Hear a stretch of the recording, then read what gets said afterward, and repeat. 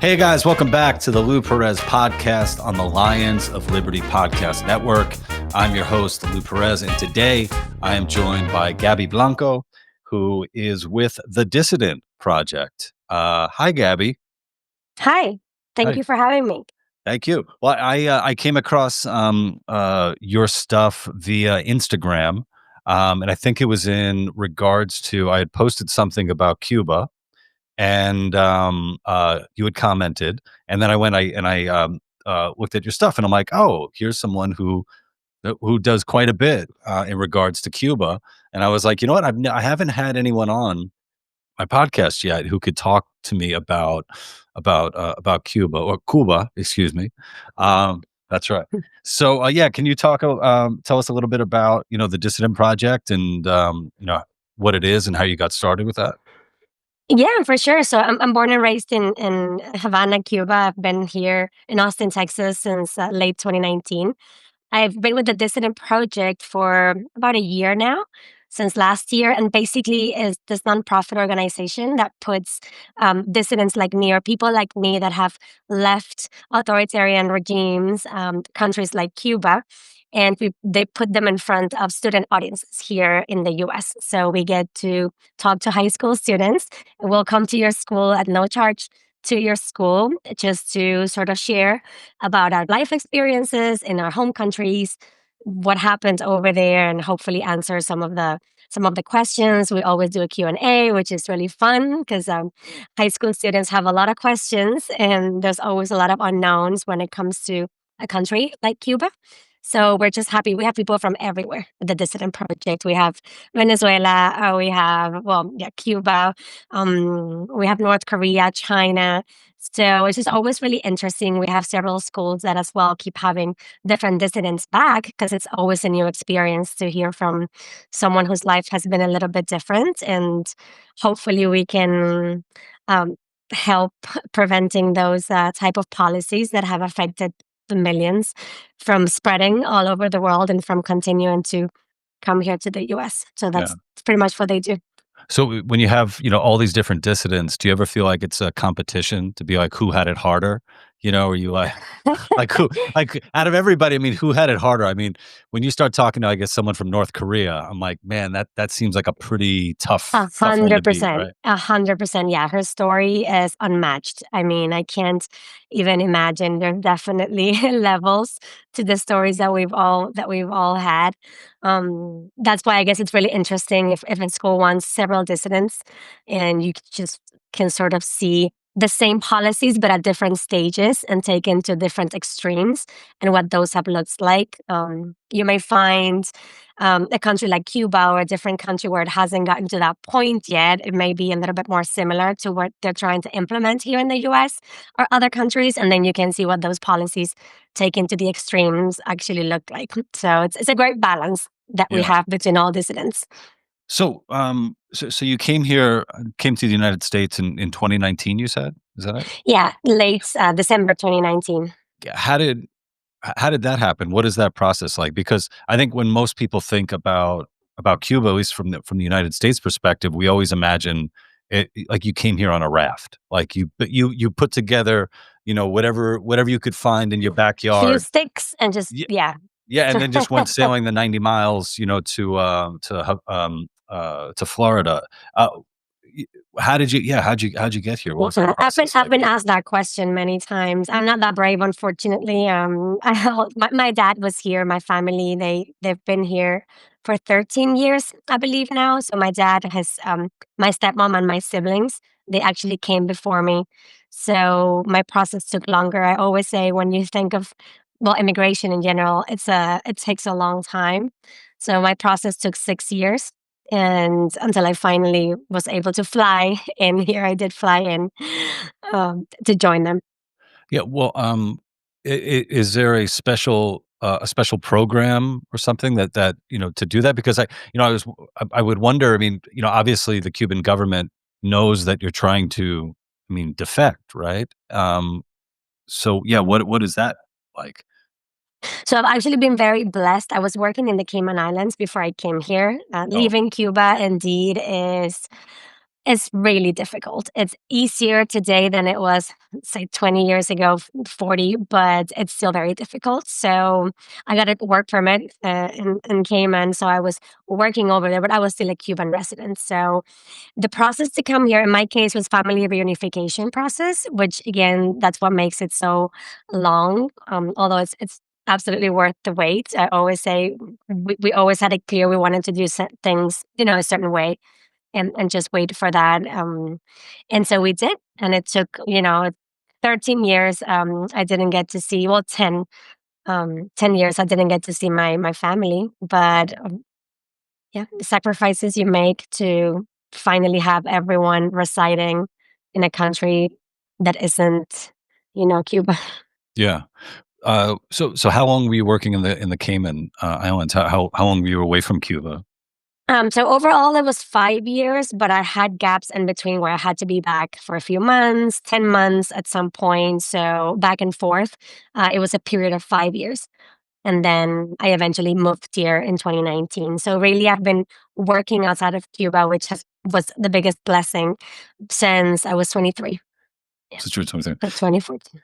And how does it work? Because one thing that we often hear about is Cuba has so many doctors working all over the world, and it seems like a really smart idea from the state's perspective, because it's like if you have doctors working outside of Cuba, then they're able to get paid wages that are much higher than they would get in Cuba. Is that a similar thing with what your situation was, like working in the Cayman Islands?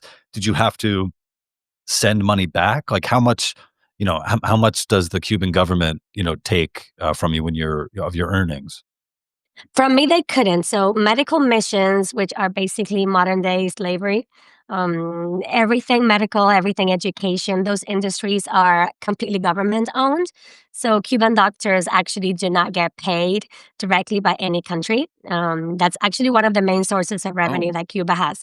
And that's why they continue to mass produce doctors. And that's why we keep hearing about them on the news. It's not out of the goodness of their hearts.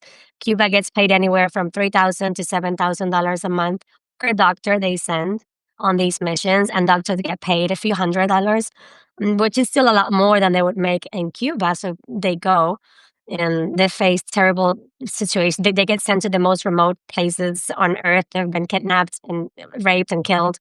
And just because they're part of these missions to even get paid $300-400 if they're lucky, but the Cuban government keeps all of that. In my particular case, it wasn't. I was a waitress at a restaurant all that time, and so I was just able to keep my earnings. wow. Yeah, Uh, that was really blessed not to have. I've luckily never had any type of government work, let's say. uh-huh.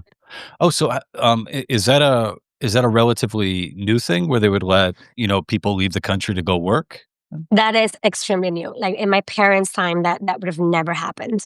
Hmm. We know that for sure. It's new. I think they've realized they've had to loosen up on certain things because as Cuba's economy continues to struggle more and more, they realize that, wait a minute, the people that actually go abroad and work, they're bringing in money for their families, or they're potentially going to help and bring US dollars, which is what they need.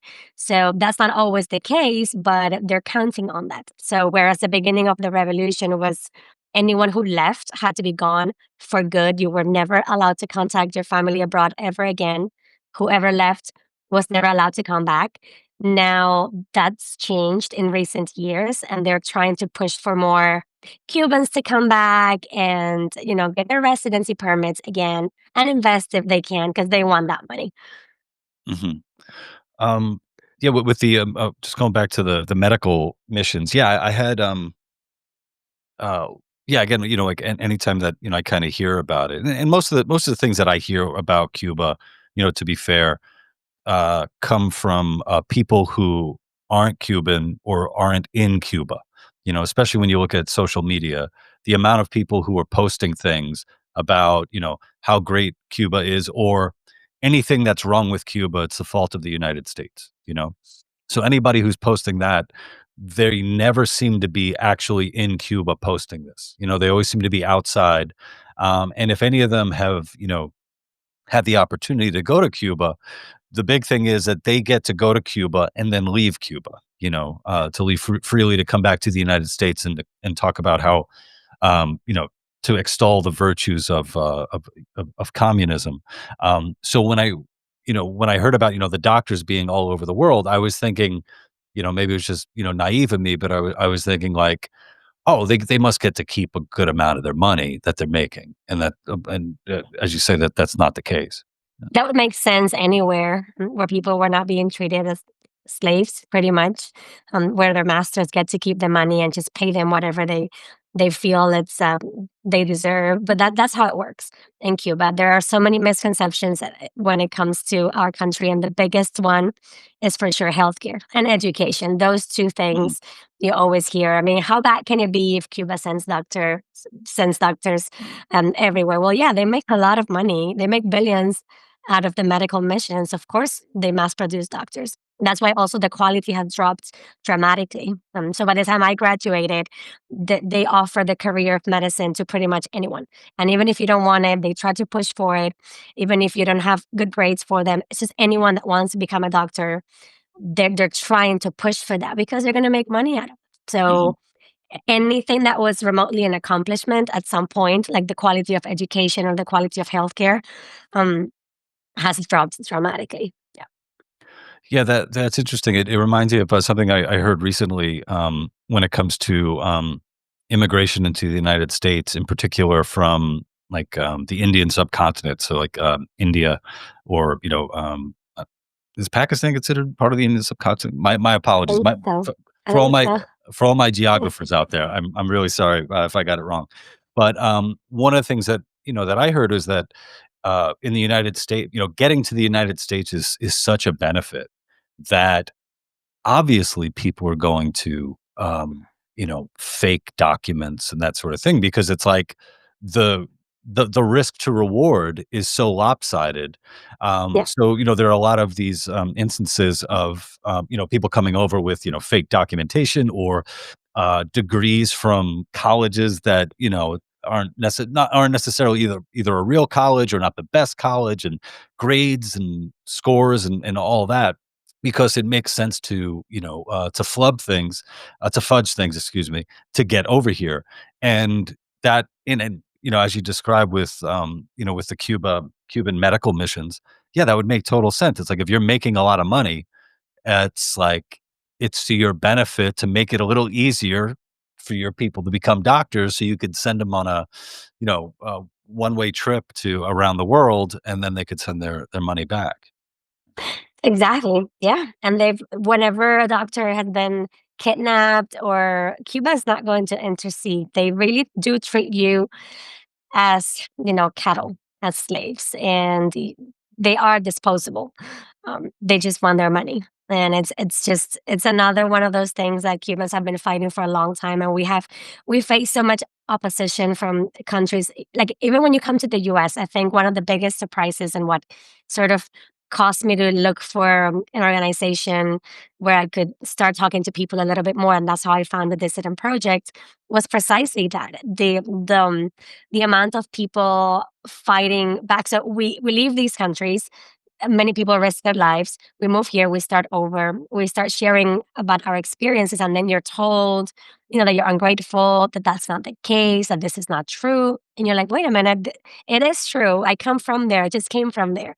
So things like the medical missions, the Cuban healthcare system, the amount of support that gets online by Americans, especially by Yeah. American Gen Z, it's incredible.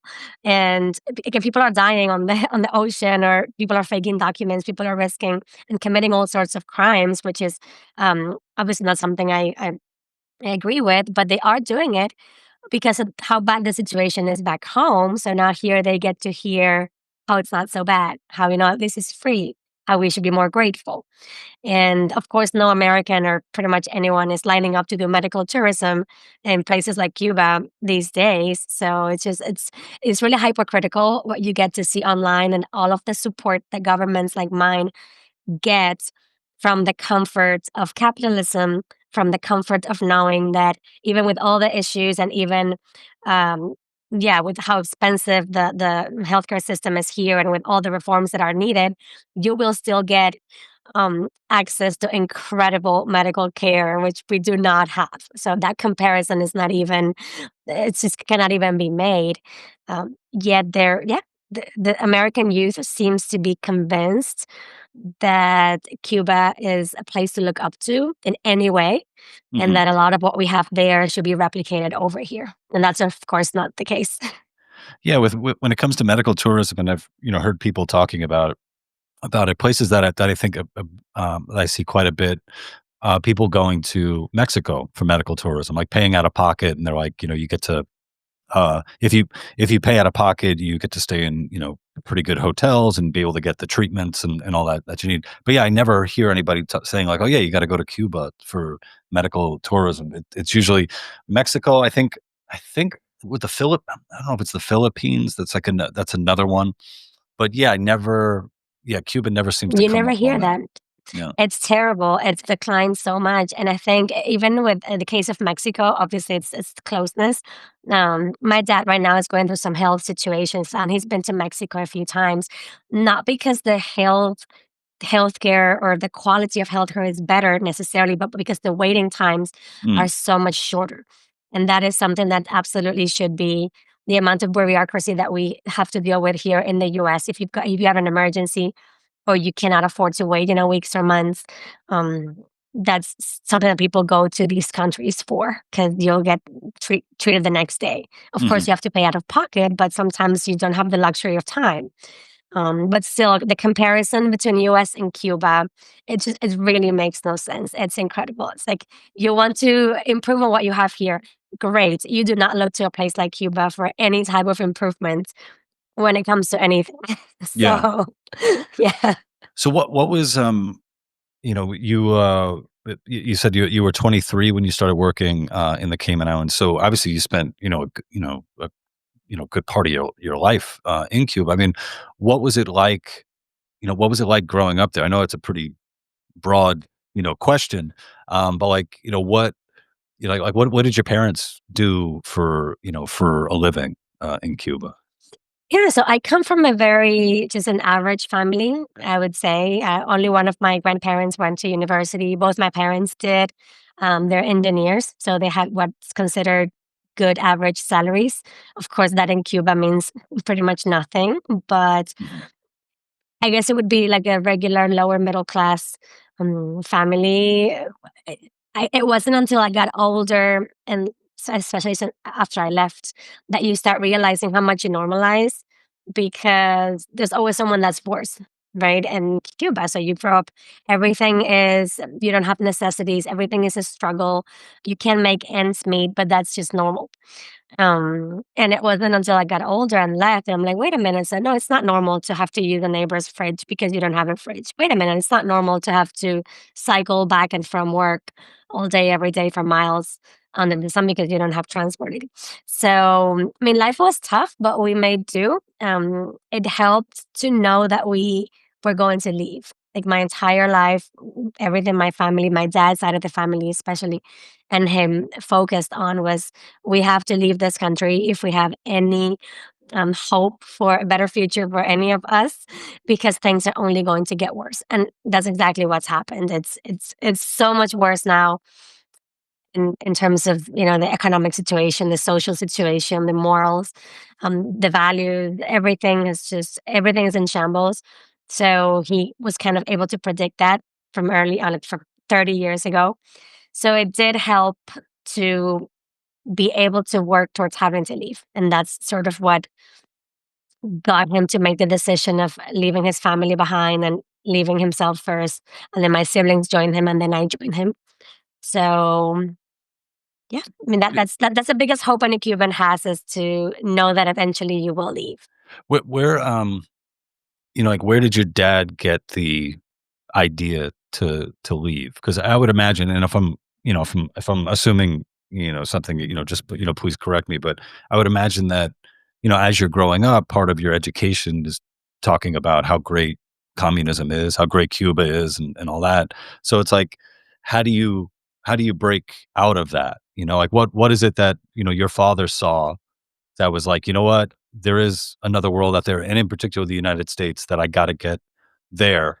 And then, was it a similar thing, with you as well? Well, for me, I guess it was easier. He made it easier because since Okay. I was born, he was always shared with me, this is what you'll hear at school, but this is the truth, and this is what we're going to do, and this is why this is wrong. So I never had to get there by myself, I guess, whereas he did, because his generation was actually peak indoctrination time Mm. after the revolution. And they did grow up as part of, the system. School, it starts so early on. All of our textbooks, still till today, all of the parades they took you to, all of the marches. So that was their entire life. And they did believe in the system, and their parents had supported Fidel initially with all the promises that he made. Of course, he lied about everything. So it was around the time he was getting to university, high school to university, that common sense just started to hit him, as he says, and he just started identifying things, and he was like, "That's not right." So, my parents were taken to the houses of those that were leaving, for example, which was a very common practice whenever you had to request an exit permit to even be able to leave the country. Whether that be to your school or to your workplace, you had to get permission from the government to be able to fly out. So, once a family or a person requested that, then the government or your school or your workplace would organize rallies in front of this person's house to basically go throw, eggs or stones at Oh. them, sticks, yeah, call them everything. And they were provided with these things by the school, like, here are some rocks. We're going this afternoon to this person's house because now he's an enemy of the revolution. And so he started noticing these things, and he was like, "This is not right. Like, I know this person. Just because they're leaving, it doesn't mean they're evil. They're not traitors. They're" um and so that sort of started working on him. There was also a bit more influence from outside, even though they tried to keep that to a minimum. Mm. And Yeah. people were able to, if you were really a trusted person, you were allowed to fly out to countries like the Soviet Union, and people would bring in things and clothing, things we never had. So a lot of Cubans did start thinking, wait a minute, why do other countries have these things and we don't? So you're trying to sell me this dream that life is better here than anywhere else. Yet everybody that leaves, first, they're not coming back, and the ones that are bringing in all these things we don't have. So it was an accumulation of things that by the time he was in university, he was like, "I'm done with this system. I never want to be part of it." They were never able to recruit him to work for like them to join the Communist Party or anything like that. He was always, since he was young, he realized what a lie that was, and the huge human rights violations that were being committed in the name of defending your country. And so I was lucky enough to just be brought up in that way. So he did the difficult part, as I always say. Yeah. Yeah, yeah, as far as, information, getting in, I mean, when your dad was like, what, you said 30 years ago, 1995. I mean, that's not too long ago. I mean, well, I mean, it's 30 years ago. I was what, 13, and I'm just wondering, I mean, that's kind of like the beginning of, like, kind of the early stages of people, at least in the United States, having, like, the internet. I don't know if, I mean, did you have the internet in Cuba, growing up? Like, how, what sort of ways was he getting information about the world outside of, the island? So growing up, no, I didn't. He had at some point to work. He works in IT, Mm. and so he worked with a team of engineers, and he was able to access the internet in like really trusted computers. So the first time I ever heard of something like the internet would have been, yeah, when I was younger, I guess elementary school, but we knew there was a lot you were not allowed to do. So you had to use very specific computers at work for that. Only a few people got to use them. And of course, a bunch of websites would be blocked. So you just could not access them at all. I guess they were still able to, people use VPNs, people start sending things one like from person to person. So he was able to access a little bit more, which was extremely risky because he could have ended up in jail doing that. This was a time where internet was highly illegal if you were using it for any purposes that you were not supposed to. Then by the time he had left and I was already in my early 20s, I had internet at home. Again, it was highly illegal. You had to pay for it. Um, just on the side, and you were not able to access a lot of information, but at least you were able to communicate with your family and you still got to see what life on the world looks like outside the island. So, yeah, my generation has had it easier in many ways. Yeah, because I was, I remember I went to college with this woman, and, she ended up going, I think, to law school, and this is, some time back, and there was, I think, a Facebook argument where, uh, she was lamenting the possibility that, like, Starbucks would be able to open in Cuba. Like, "Oh my god, that would just ruin Cuba," the idea that Starbucks would open there. And she told this, she told this story, this, I don't know, this anecdote about how great it is that, there's like, this town in Cuba, or at least the people that she knows, and there's, like, one computer, and everybody in the town gets to share this one computer, and how wonderful that is, you know? And, of course, this woman is, she's on Facebook in the United States, where both she and I have the option to go and get Starbucks if we want, or if we wanna go to, like, a little, a cafecito, we can go and, get a coffee there. We have the option to do that, and we are each using our own computers and going to where the hell we want online. And for some reason, she doesn't want that for Cubans.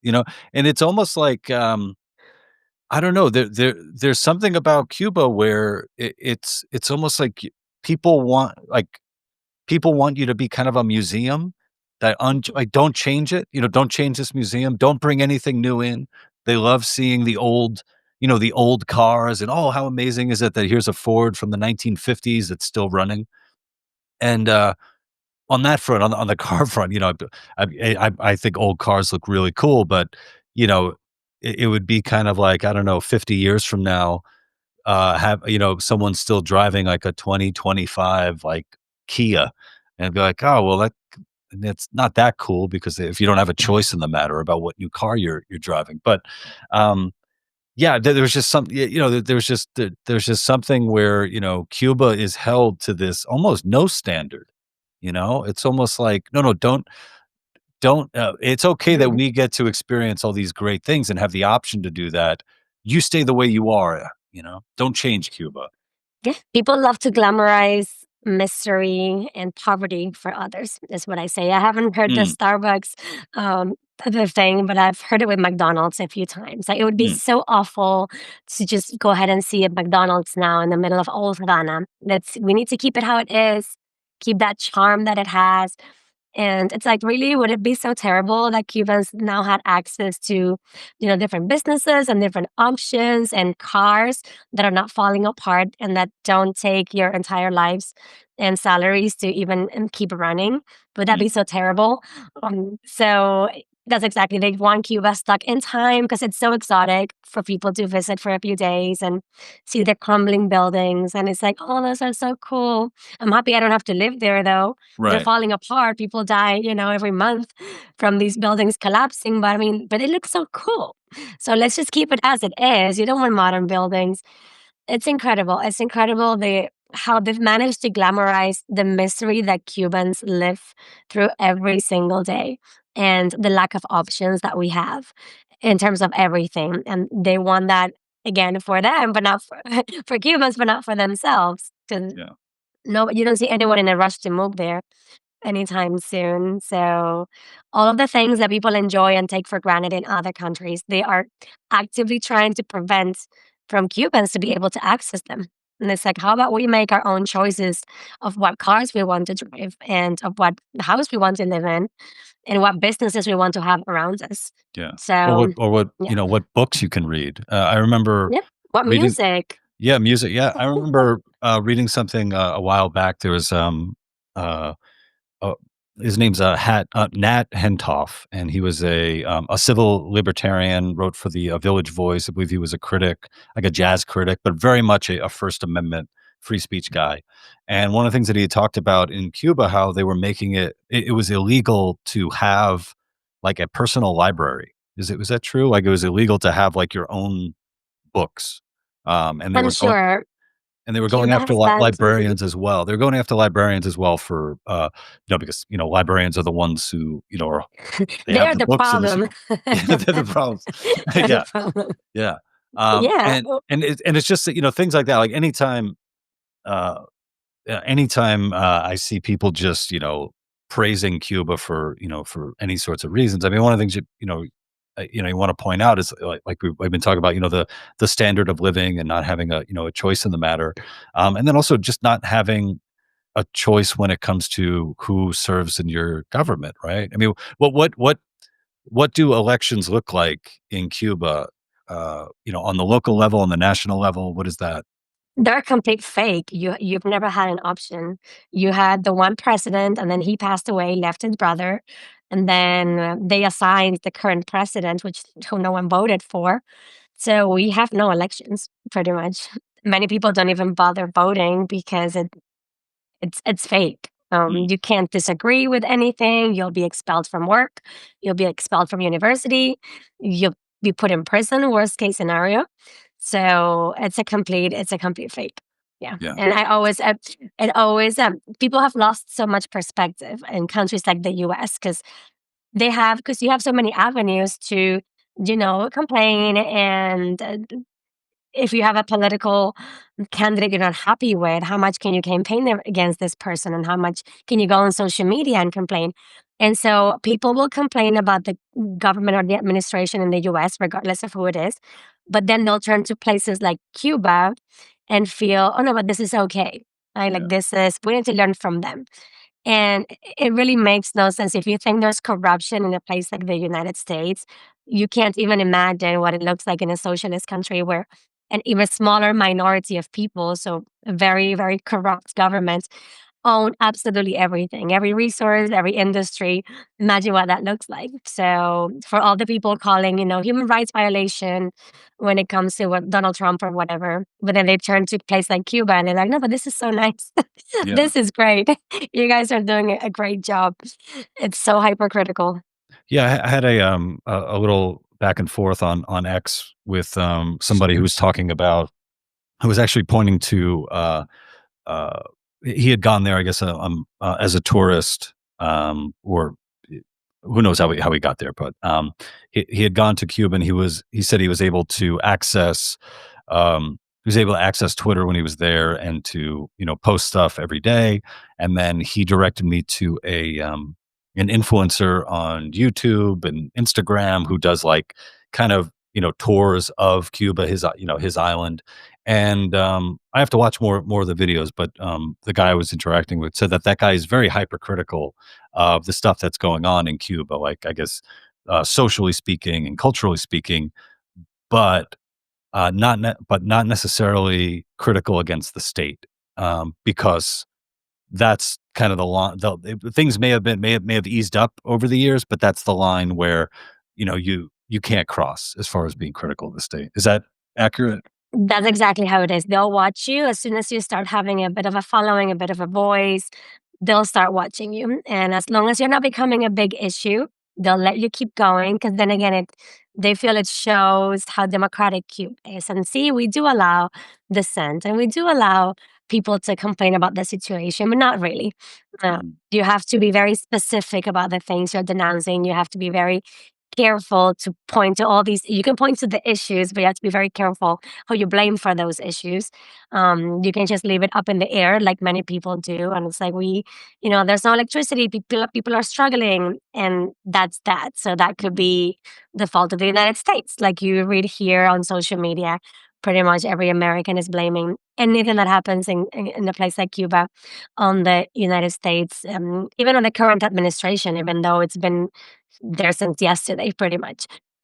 So that's always nothing goes unnoticed in a place like Cuba. Everyone is watched, everything is monitored, and if they let you keep going with a certain type of content, it's because you have not become a problem for them just yet, because you mm, haven't really denounced them in the exact in a very precise way just yet. People are serving sentences of 20 years in jail because they've gone to the street with a sign, just like, down with the dictatorship, or Fidel is a dictatorship.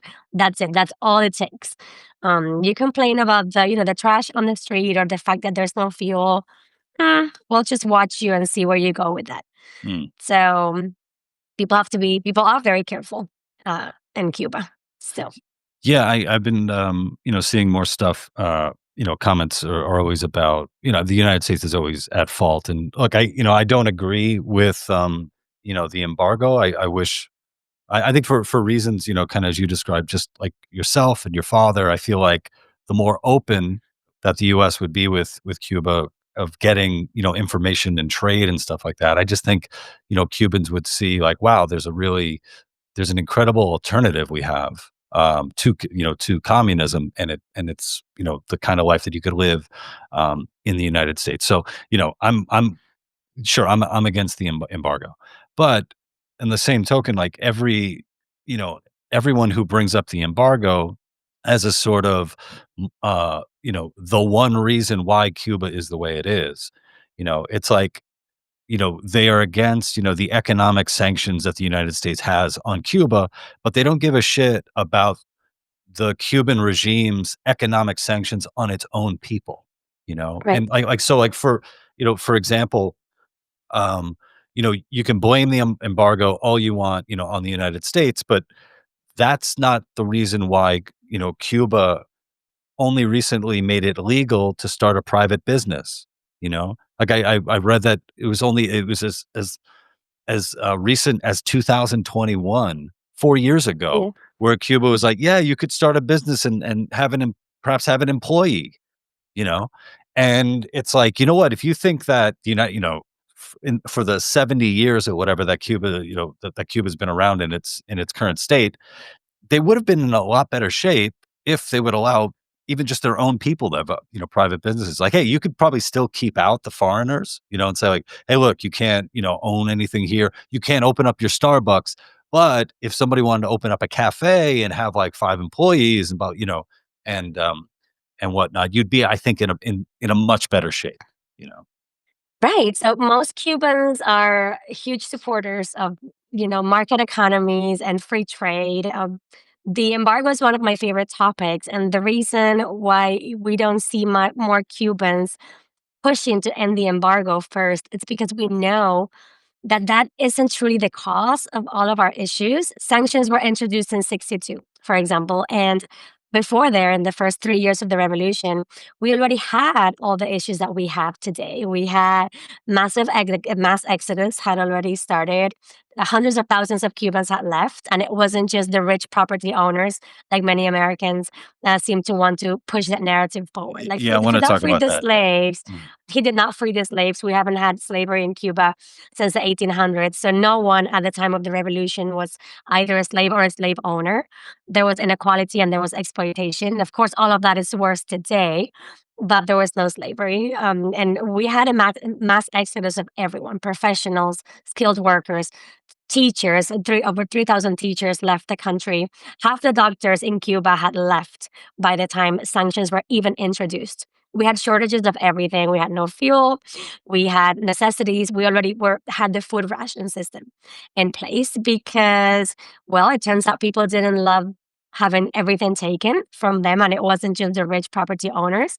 Not that there's anything wrong with being a rich property owner, but they took everything from everyone, and even the people that suffered the most were like middle lower class families that have finally entered that market, and they had finally, had a little small business, and they were starting to save up in life. They had everything taken from them. So our government has not only stripped Cubans of every basic human rights since way before the sanctions. Cubans were forbidden from investing, trading, traveling, from buying land that it wasn't given to you, from killing their animals, selling their crops, fishing in the ocean.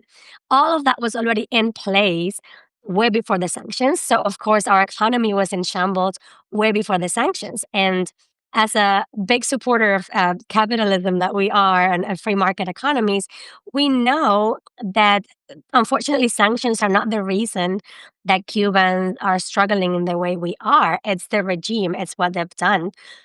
Sanctions will also be lifted the day Cuba just meets, I think it's three basic conditions, and that is free elections, free press, and basic protections of property and economic rights for citizens. That's it. So we are talking your most basic human rights. The day those conditions are met, the sanctions will be lifted, and of course, we'll have the hopefully the free trade and the prosper future that we dream for our country. But our current government has made it very clear that they have no intention of ever being flexible with anything that would remotely open up the economy to even being partially capitalist. So whatever the model that China has, even though it's an authoritarian regime still, even if, private investments in that way, private ownership. Cuban government has made it very clear they will never allow that for citizens. Hmm. So even when sanctions have been even just made a little bit more flexible, any extra money, unfortunately, it never sees the hands of citizens. It's only the government. So the only solution that Cuba has to prosper and to eventually reach that free market, free trade position is for the current government to go and the dictatorship to end. Yeah. Well, what are like the main exports of Cuba? Today, Other than the doctor? doctors, Yeah. it's really the doctors. It used to be sugar. We are importing sugar at this point. By the time of the revolution, a third of all the sugar moving in the world trade came from Cuba. And today we are importing sugar. We used to export coffee and tobacco. We have nothing is enough anymore. So pretty much everything is imported. Wow. So yeah, it's been terrible all around if you don't let your own citizens, invest and create and own. People didn't like that. It turns Yeah. out people just leave. What did when you were talking about like food rationing, what what was that like? I mean, how often how did you go about, getting the food? What kind of food was there? How often, did you get it? So you get it once a month. Some of the items like bread buns you get daily. So every citizen had access to buying one bread bun per day. Now it's smaller. They reduced the size of their bread. Of course, it was always terrible. We had access to 9 or 12 eggs a month per Wow. person. I think that's like 9 or 7 now. Or sometimes if there are no eggs, then you don't get any. A few pounds of ground meats when we had it. That's not available anymore. Some sugar, I think it's about a pound of sugar. It's not even enough to last you a week. It's a compliment, I guess, for that people use. But that food has never been enough. So how would you, get the food that you need? So the Cubans spend almost 100% of their income on food alone, just trying to get by. You can buy food outside of that on the black market. There are some stores these days that are on US dollars that you can buy products with using money that gets sent to you from abroad. But is extremely expensive, and only Cubans that would have a person somewhere else to send them money would be able to afford them. Excuse me. The average Cuban, the average pension holder, is struggling and starving. Pretty much most Cubans, I think it's like 2/3 of Cubans, don't even meet the minimum calorie intake that a person is supposed to have per day. So it's horrendous. Yeah, that's something I don't often.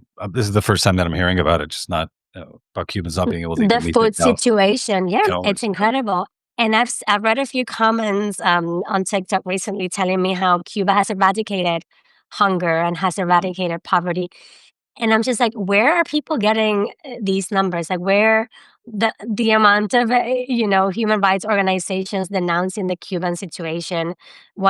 2 in 3 Cubans don't have access to like basic necessities. They don't meet their calorie intake. They've I don't know what the percentage. I think it was like 80 something, like upwards of 80% of Cubans have stopped eating 3 meals a day. The situation really is worse than ever. It's even worse than it was in the 90s, early 90s, after the collapse of the Soviet Union. It's worse today. So, where they're getting this information, I don't know. A lot of people are really working hard to continue to use Cuba as an example that socialism worked, that, state sponsored education and healthcare and everything can work. And that is just not the case. It's so easy to verify these days. Everything is online. They've tried so hard to block access to information, but people still have cell phones now. There's the internet. There are testimonies of hundreds of thousands of Cubans that have left, political prisoners, doctors denouncing the pressure that they suffer to underreport numbers and infant mortality rates and causes of death, to continue keeping those numbers up, to continue keeping that, the life expectancy rates and the infant mortality rates where they are. They're working hard to continue selling this to the world, but with all the information that's available and all the people denouncing what's truly happening in and outside the island, whoever does not know at this point what really happens in Cuba, they just don't want to know.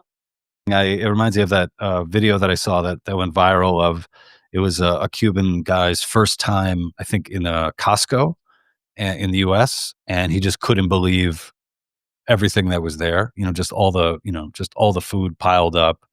A good amount of that food will be thrown out because it won't be sold, and just how it just seems like he was. It was like he was visiting a new planet. Because it was just so alien.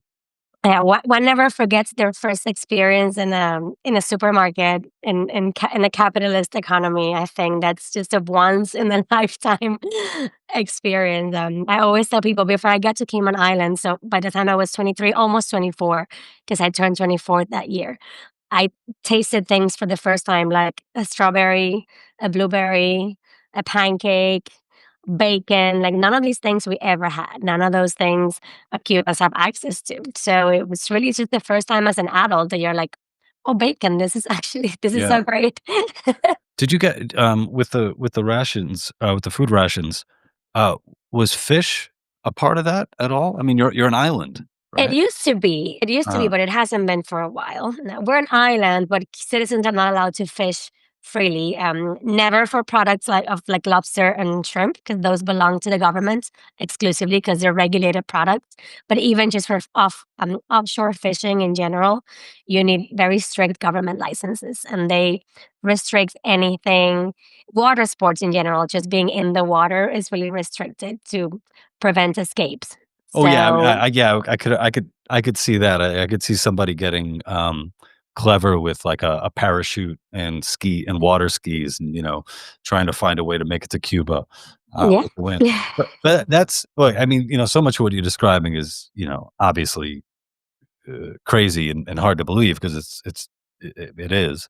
Um, I can't imagine. It's wild the idea that you would have a communist government who would controls the waters, controls the fisheries, and not give at least a shrimp every now and then back to the people. I mean, even if it's like a couple of shrimp a month. You can buy them in certain places. Of course, that's going to be government authorized places. Of course, they're very expensive. And again, that's why Cubans, the reasons you don't see us pushing to end the embargo, it's because first, what we need to do is be free from them, because the US has nothing to do with any of this. it's, Yeah. it's our government. They're the problem.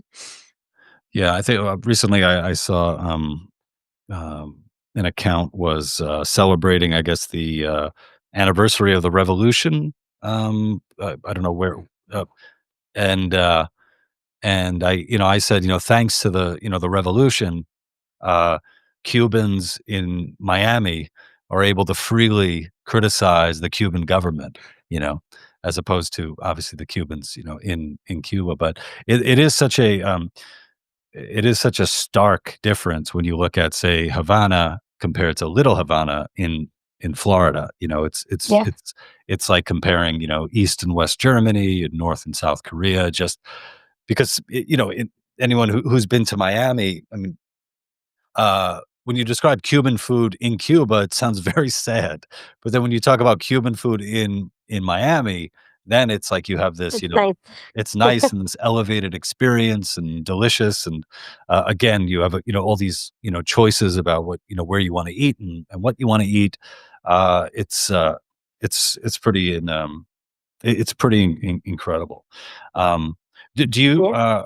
do you keep in touch with, people back in Cuba? Or, I mean, if you whatever information you can give, Yeah, I don't I want anyone do, I getting in do. I trouble. talked my mom is in Cuba, my aunt, I have one grandmother still alive, and she's there. I keep in touch every other day. Mhm. So they sort of keep me posted regarding everything that's happening without much detail because, they Yeah, yeah. can't really write a lot. But, yeah, we video chat. It's been easier recently, although it's very expensive for them, but at least we're able to keep in touch. So we're hoping with the increased access to information that they continue to restrict. It's not even, that's another one of those things that are not part of the embargo, like communications. The Right, embargo restricts, yeah, restricts none of that. We could have Starlink there tomorrow. We could have T-Mobile. It has nothing to do with the embargo. It's the Cuban regime. right. So hopefully, as things the world continues to move forward, Cuba will eventually be forced to open up more and people will get brave enough to take matters into their own hands because nobody's coming to save us and nobody should. It's going to be up to us. We put them there, we supported them, we made the mistake, and now yes, you cannot vote them out, but there will come a day. There will come a day. Yeah, I really think so, because I mean, even looking at an example of China, right? And, when we first started, talking about the Dissident Project, and I jokingly asked, is it ever a competition about who had it harder? I Mhm. mean, if you look at the history of China, as under Chairman Mao, I mean, just the tens of millions of people who, either died from starvation, or the millions who were murdered outright because they were, um, they weren't good for the revolution. And then to look at the huge turnaround, at least on the economic front, where China has billionaires, and you have so many Chinese nationals in U.S. universities, and this trade, going back and forth, where it's like, damn, like Cuba's so close, and the United States. I mean, I think Spanish is probably the second most spoken language here. Think It so. just seems like it would make more sense for Cuba to, even if they want to keep that a little bit of that totalitarian grip, like, to open up a little bit and be like a little, well, China, I guess, in Yeah. the island. They've made it clear that they're not going to do that, and we also don't want that. We want them Right. gone. Yeah. Um, that would be the issue with, allowing, free trade under the current situation and free travel for government officials and just making their life easier and enriching them more while all of that directly works against the people that are trying so hard to oppose the government and to liberate Cuba and all of that. So, for example, after Obama, some of the restrictions were made flexible after he flew to Cuba, came to a few agreements. A few years later, we had twice as many political prisoners. So, Really? any kind of extra money that the Cuban government had or got after opening that pipeline, it directly works against the liberation movement. So it makes no sense to do that today, at least. When Cuba is free, when we have democratic elections, sure, I will be the first one calling and hoping for, free trade and travel and all the things, but Yeah, not today. yeah, you know what? I'm gonna start doing that. Anytime I have to argue with, someone who's, you know, an apologist for the communist regime in Cuba, I'm gonna say, "Hey, Oh, man, no. start calling for," and be like, "Oh, you should call for democratic elections," Yeah, because they're we only need 3 things to lift the that's a sanctions. yeah, I'm all up for lifting the sanctions to elections, free press, and basic economic rights. I think we can manage that. that That sounds doesn't pretty sound too good. crazy. It sounds pretty That sounds reasonable. like a pretty good, yeah, pretty reasonable. Pretty reasonable. Yeah, I'm wondering if, I wonder what the process would be like if I wanted to visit Cuba. I think there, you can get permission if you're like a journalist or something like that. I'm kind of a journalist. Yeah, I mean, you I've can get, written a like, a book. press permit. Yeah. Uh, you You know? can.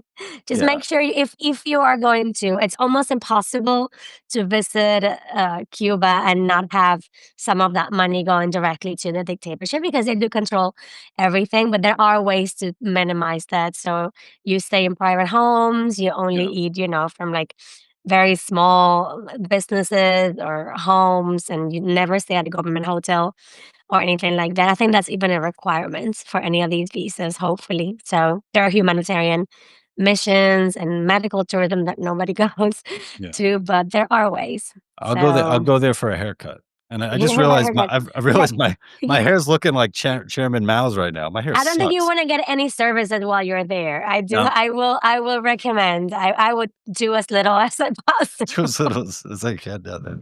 Yeah. Um, yeah, I feel like I need to, yeah, I feel like I should go down there. Hopefully, they don't keep me.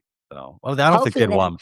I don't think they'd wanna No. keep me. No, I wouldn't be Listen, very good for Cuba. and as an American, you're safer than any Cuban would ever be. They try, as a tourist in general, but especially Americans, they try really hard to avoid any kind of international incidents. So unless you're involved in some shady stuff, which Mhm. a lot of tourists are, but that yeah, you'll be safer than the average Cuban there. Yeah, I remember hearing, and I don't know if it's just a rumor, but like prostitution, in Cuba, it being, pretty high. Oh Um, yeah, yeah. and underage prostitution is so common. That's one of the biggest reasons for many tourists to go, unfortunately. And it happens in broad daylight, in government establishments. And you just bribe whoever they know. Like they know Cuba pretty much saved the economy after the collapse of the Soviet Union by opening up tourism to all these to all these tourists looking for more flexible laws Mhm. to just go and do whatever they were looking to do. And Cuba took all that money in. And they still do. Yeah, anything that brings in revenue, they'll just turn a blind eye. So, Mm. Well Gabby, I wanna thank you, for, taking the time to talk to me, and, thank you for, making that huge journey to the United States, er, and thank your dad too. So, I will, thank you. And yeah, yeah, if anybody watching this, if you have a school, if you have a child, if you know a teacher, tell them about the Dissident Project. We'll come to your school at no charge, and we'll talk to the kids, and hopefully offer at least a different perspective on what life looks like in these countries.